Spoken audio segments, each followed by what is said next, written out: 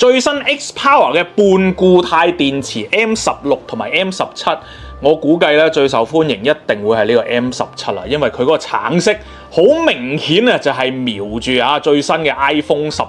嚟做啊！咁啱嘅，佢又叫 M17，然之後 iPhone 又17啊嚇！咁佢哋嘅賣點咧就係半固態嘅電池啦，半固態電池咧效能比較大之餘咧，亦都係比較安全嘅。咁講兩隻有咩分別啦？M16咧就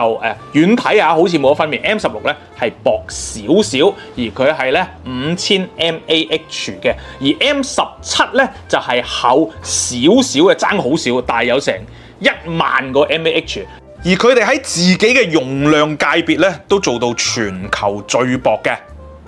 前面嘅角落頭位咧都有一個TFT 嘅顯示屏彩色顯示屏可以顯示充電嘅容量同埋狀態嘅。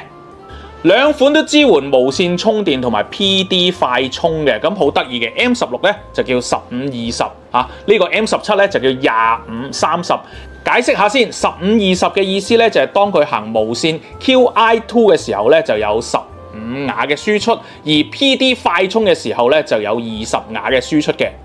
而呢邊2530咧就係佢行 QI 2.2無線快充嘅時候咧有成25瓦嘅輸出，如果有線嘅 PD 快充咧就有成30瓦嘅輸出嘅。兩款嘅充電器咧都有過充、過熱、過流同埋短路嘅保護裝置啦，加上佢哋半固態咧係比傳統嘅充電器咧安全唔少噶。除咗保護裝置之外仲梗係有唔少嘅安全認證啦。最重要嘅就係有最新嘅3C 認證，上中國內地嘅飛機咧都冇問題啊。雖然係咁但都唔係零風險嘅。我哋使用嘅時候咧都要注意下，尤其唔好破壞佢啦。雖然咧我之前拍過條片咧，直頭揾把戒刀戒爛佢都冇事，咁但係呢啲充電產品一樣都係小心啲好嘅。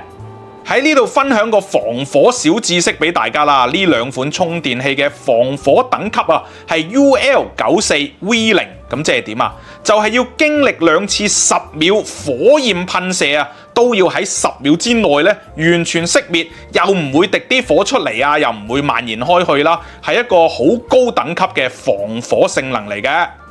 私心推介 M17 橙色咧俾 iPhone 17嘅朋友因為呢個橙色真係好靚啦，磁吸咗上去 iPhone 17嗰度咧，好似只係個殼厚咗少少咁啫。除咗橙色之外咧，仲有黑色同藍色可以俾你襯翻部機㗎。